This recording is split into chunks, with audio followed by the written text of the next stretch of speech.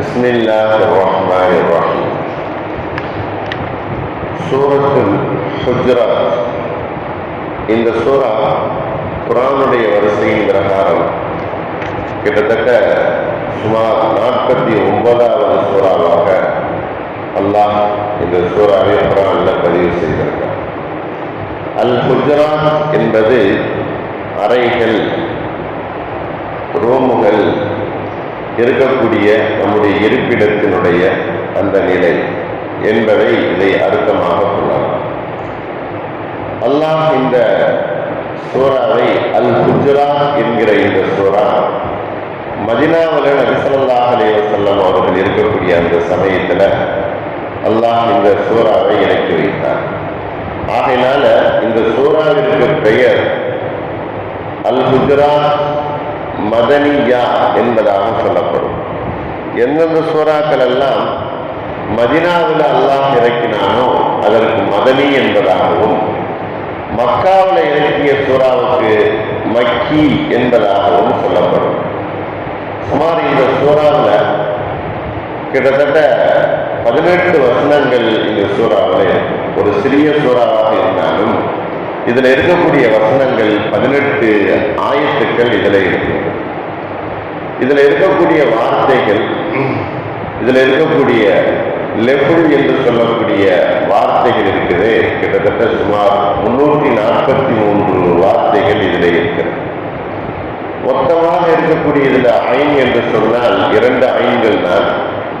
ஆனால் அல்லாஹ் இதில் இந்த சூறாவில் எழுத்துக்களால் அவன் சொல்லப்பட்ட அந்த எழுத்துக்களுடைய எண்ணிக்கையின் வரிசையில் பார்த்தோம் அப்படின்னு சொன்னால் சுமார் 1476 எழுத்துக்கள் கொண்ட இந்த சூறாவாக இருந்து கொண்டிருக்கிறது.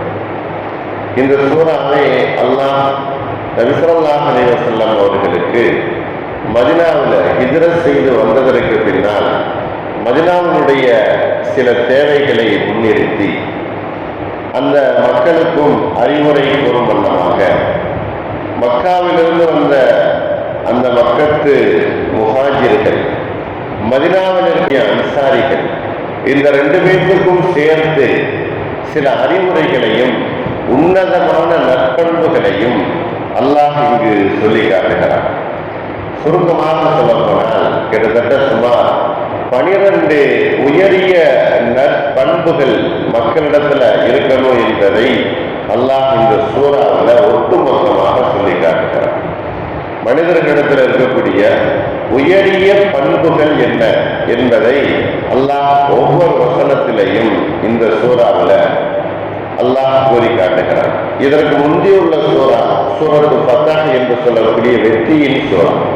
இந்த சூறாவிற்கும் அல் ஹுஜராத் என்று சொல்லக்கூடிய 26வது பாகத்திலே ஜுஸுவிலே இடைப்பட்டிருக்கக்கூடிய இந்த 49வது அத்தியாயம், இதற்கும் அந்த முன்னுள்ள சூறாவுக்கும் உள்ள வேறுபாடு என்ன அப்படின்னு சொன்னால் வித்தியாசம், தொடர்பு.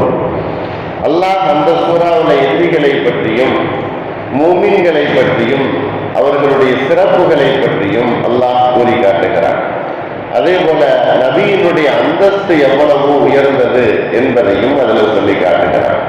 அதனுடைய தொடராகத்தான் இந்த சூறாவில் அல்லாஹ் மூமின்கள் நபியிடத்துல எவ்வளவு உயரிய பண்புகளோடு நடந்து கொள்ள வேண்டும் என்பதையும் அல்லாஹ் இந்த சூறாவில் தெளிவாக மக்களுக்கு எடுத்து சொல்லக்கூடிய ஆயத்துக்களாக இருந்து கொண்டிருக்கிறது. பிஸ்மில்லாஹிர் ரஹ்மானிர் ரஹீம். யா அய்யுஹல்லதீன ஆமனூ லா துகத்திமூ பைன யதையில்லாஹி வ ரசூலிஹி வத்தகுல்லாஹ் இன்னல்லாஹ ஸமீஉன் அலீம். ஈமான் கொண்டவர்களே, நீங்கள் அல்லாஹ்வுக்கும் ரசூலுக்கும் நீங்கள் அவர்களை முந்தாதீர்கள். லா துகத்திமூ பைன யதையில்லாஹி வ ரசூலிஹி, அல்லாஹ்வையும் ரசூலையும் நீங்கள் முந்தி எந்த ஒரு செயலையும் செய்யாதீர்கள். எனவே வத்தகுல்லாஹ, அல்லாஹ்வை நீங்கள் அஞ்சிக் கொள்ளுங்கள், பயந்து கொள்ளுங்கள்.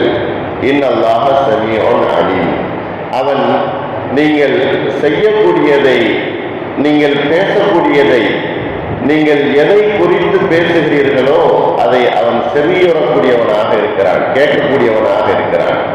எதை நீங்கள் செய்கிறீர்களோ அதை நன்கு அவன் அறிந்தவனாக இருக்கிறான். நீங்கள் பேசக்கூடியதையும் அவன் கேட்கிறான், நீங்கள் செய்யக்கூடியதையும் அவன் நன்கு அறிந்தவனாக இருக்கிறான்.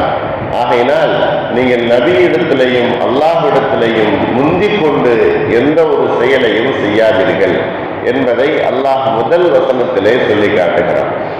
18 வசனங்கள் கொண்ட இந்த சூரத்து குஜராத் என்கிற இந்த சூரா முதல் வசனத்துல தன்னுடைய நபிக்கு முதல் கட்டளையாக உயரிய 12 கட்டளைகள் என்பதாக நிறைய விளக்கம் தரக்கூடிய முஃபஸ்ஸிர்கள் இந்த சூறாவிற்கு விளக்கம் சொல்றாங்க. உயரிய அல்லாஹ் சொல்லக்கூடிய 12 கட்டளைகள் இந்த சூறாவில் இடம்பெற்றிருக்கிறது. இது முக்கியமானது ஒரு சூறா.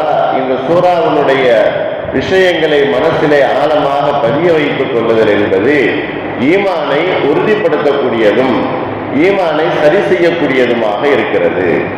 ஈமானை ஒரு மனிதன் பலப்படுத்தணும் என்பதாக நினைத்தால், ஈமானுடைய விஷயங்களை தெரிந்து கொள்ளணும் என்பதாக நினைத்தால், இந்த சூரத்து குஜராத்தினுடைய வசனங்கள்ல இருக்கக்கூடிய விஷயங்களை தெரிந்து கொள்ளுதல், படிக்குதல் அவனுடைய ஈமானை அதிகப்படுத்தும், ஈமானை உறுதிப்படுத்தும் என்பதை நபி ஸல்லல்லாஹு அலைஹி வஸல்லம் அவர்கள் இந்த சூறாவை பற்றி சொல்லும் போது சொல்லுகிறார்கள்.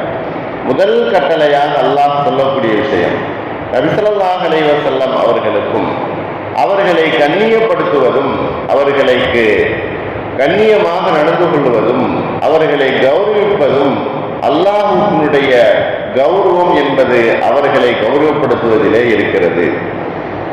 நபி ஸல்லல்லாஹு அலைஹி வஸல்லம் அவர்களையோடு சேர்த்து தன்னையும் அல்லாஹ் சொல்லி காட்டுகிறான். லா துகத்திமு பைன யதையில்லாஹி வ ரசூலிஹி. அல்லாஹ்வையும் ரசூலையும் தன்னோடு தன்னுடைய தூதரையும் அல்லாஹ் இந்த ஆயத்தில் சொல்லி காட்டுகிறான்.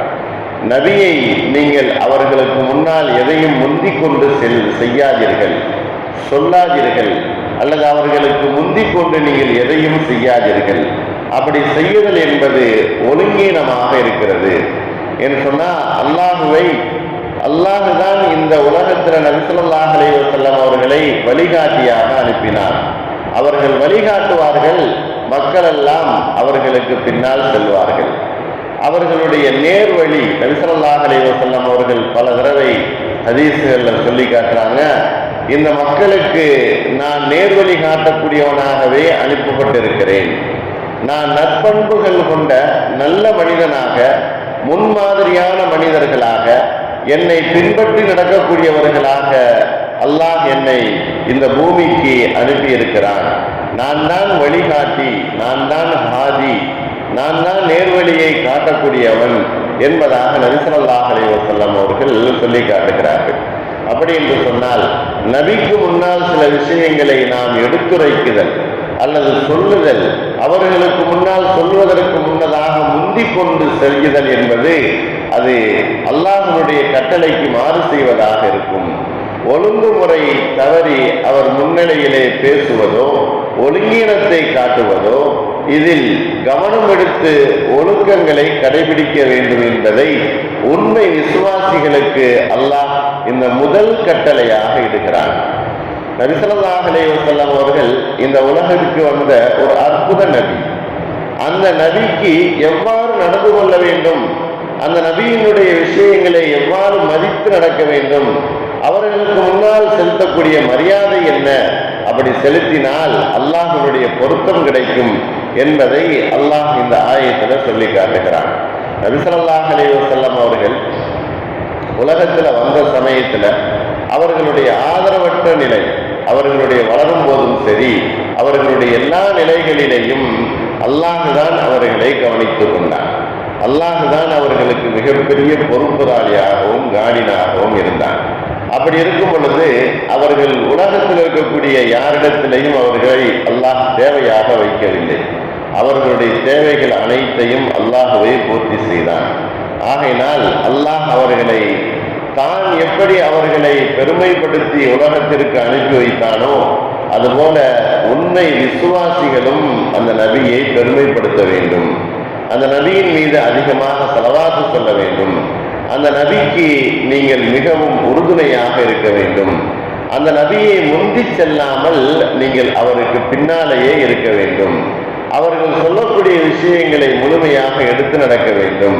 அவர்களுக்கு முன்னால் முந்தி பேசுதல் அல்லது அவர்களுக்கே நீங்கள் ஏதாவது சொல்லுதல், அவர்களுக்கு நீங்கள் கட்டளையிடுதல் அல்லது அவர்களுடைய விஷயத்துல சொல்லக்கூடிய விஷயத்தை நீங்கள் ஏளனமாகவோ அல்லது கவனக்குறைவாகவோ நீங்கள் எடுத்துக்கொள்ளுதல் அல்லாஹ்வுக்கு கோபத்தை உண்டு பண்ணக்கூடியதாக இருக்கும் என்பதை அல்லாஹ் இந்த ஆயத்துல யா அய்யுஹல்லதீன ஆமனூ, ஈமான் கொண்டவர்களே, லா துகத்திமு, நீங்கள் முந்தி சொல்லாதீர்கள், செய்யாதீர்கள், பைன யதையில்லாஹி வ ரசூலிஹி, அல்லாஹ்வுக்கும் ரசூலுக்கும் முன்னால் எதையும் நீங்கள் முந்தி செய்யாதீர்கள்.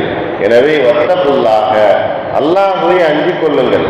ஏன் அல்லாஹ் இந்த ஆயத்தில் அஞ்சிக் கொள்ளுங்கள் என்பதாக சொல்லுகிறான் அப்படின்னு சொன்னா, நபியை முன்னால் அவர்கள் கண்ணியமாக நடந்து கொள்வதை போல காட்டிக்கொண்டு பின்னால் அவர்களை பற்றி, அவர்கள் சொல்லக்கூடிய விஷயங்களை பற்றி விமர்சனங்கள் செய்யக்கூடியவர்களாக இருந்தால் அல்லாஹ்வை அஞ்சிக் கொள்ளுங்கள், அப்படி செய்யாதீர்கள் என்பதை அல்லாஹ் இந்த ஆயத்தில் சொல்லிட்டு, நீங்கள் எங்கு யாருக்கு பின்னால் யாருக்கு முன்னால் எப்படி பேசுகிறீர்கள் என்பதை சமீயோன், அவன் கேட்கக்கூடியவனாக இருக்கிறான். அவர்களுடைய விஷயத்தை கேட்டுவிட்டு நீங்கள் எப்படி செயல்படுத்துகிறீர்கள் என்பதை அல்லாஹ் பார்க்கக்கூடியவனாக, அறியக்கூடியவனாக இருக்கிறான் என்பதை அல்லாஹ் இந்த ஆயத்தில் சொல்லுகிறான். முதல் கட்டளையாக, முதல் உயரிய கட்டளையாக அல்லாஹ் நபிக்கு முன்னால் நீங்கள் எதையும் அனாவசியமாக பேசுதல் என்பதை நீங்கள் கட்டுப்படுத்திக் கொள்ளுங்கள் என்பதை அல்லாஹ் இந்த ஆயத்துல முழுவதுமாக, நிறைய விளக்கங்கள் இந்த ஆயத்துக்கு சொல்லப்பட்டாலும் நபி ஸல்லல்லாஹு அலைஹி வஸல்லம் அவர்கள் சுருக்கமாக இந்த ஆயத்திற்கு இந்த விளக்கங்களை சொல்லி காட்டுகிறார்கள். நபியினுடைய கண்ணியத்தை விளங்கி அவர்கள் செய்த சுன்னத்துக்களை, வழிமுறையை முழுமையாக பின்பற்றி நடக்கக்கூடிய சுன்னத்தான மனிதர்களாக, அல்லாஹ்வுக்கு பிடித்தமானவர்களாக அல்லாஹ் நம் எல்லோரையும் ஆக்கி அருள் புரிவானாக. வாஹிரு தாவானா அல்ஹம்துலில்லாஹி ரப்பில் ஆலமீன். அஸ்ஸலாமு அலைக்கும்.